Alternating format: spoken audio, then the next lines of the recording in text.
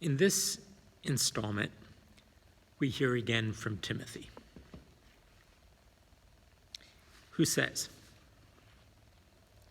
"After Antioch, after the only visitation I've ever made to that city, we moved by slow steps through that great gorge, the Cilician Gates, and then overland toward Ephesus. Titus, his muscles shivering like the flanks of a colt, set a pace impossible for Paul. The glad young man kept rushing forward, kept dashing back with grins and apologies. Paul's steps had become stiff and cramped. His little body seemed, by the slouching trudge of its motion, to be burdened by a much greater weight of flesh.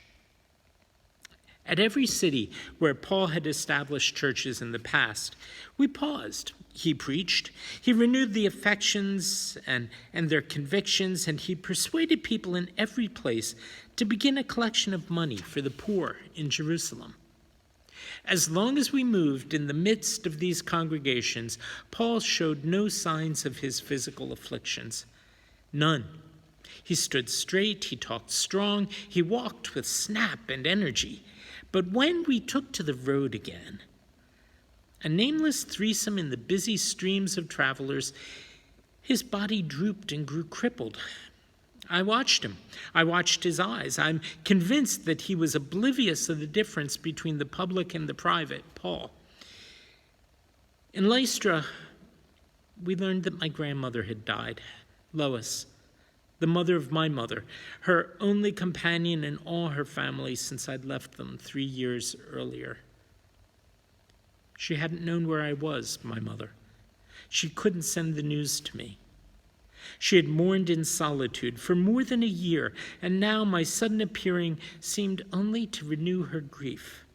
For she said, "You've come home only to go away, and I think I will never see you again." I too was filled with sorrow. For my grandmother, for my poor mother living alone, and for my father. I said to Paul, "You preach of the resurrection of those that fall asleep in Jesus. This means my grandmother, and I'm comforted. But what about those who do not fall asleep in Jesus? Paul," I begged, "what about them?" On the day of our departure from Lystra, my mother clung to me. I said, "I'll be back." "No, you won't," she said. "I know whom you serve. I will die before you return.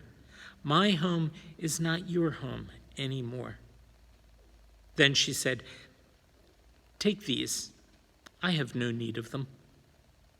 She went round to the back of the house and brought forward 2 gifts for us, the cart that had been my father's and the donkey that had been my grandmother's. After that, we traveled at the speed of Titus. We spent most of our time among the Galatians. Paul's energies burned brightest there, cajoling, scolding, preaching, pleading, calling back to his gospel the men whom Judas Barsabbas had called away. They had received our letter. Giants, these Galatians, blonde and battle-tough and happiest in combat, they had nevertheless been reduced by that letter to the misery of little children chastened. They were desperate for Paul's affections again and for his forgiveness. Forgiveness he had in abundance now, and soon he discovered how much he loved to give it away. It renewed him. It empowered him, not least because it caused the grateful Galatians a more willing obedience than ever before, proving Paul to be the greater authority for them. Judas Barsabbas was bested. Judas Barsabbas departed. Paul followed him to the city gate in order to watch him go. "Jawbone of an ass," Paul said to me, "lugubrious, whitened, gaunt, and hollow jawbone of an ass." It was a cold, unsmiling pleasure he took in the departure of Judas Barsabbas, as if he were, with the chisels of his words, carving the man's sarcophagus. But with the Galatians, Paul was positively avuncular. "Show your thanks," he said to them. "My children, having been forgiven, make your thanksgivings manifest. I will be leaving soon for Ephesus. After I'm gone, let the elders among you gather money from the churches of your villages. Then carry the collection to Jerusalem. Carry it to the saints who live in poverty and worship in the temple there." By summer, we had finished the circuit of our travels. Aquila and Prisca welcomed us to Ephesus in Asia, where a little church had already sprung up, worshiping in their house.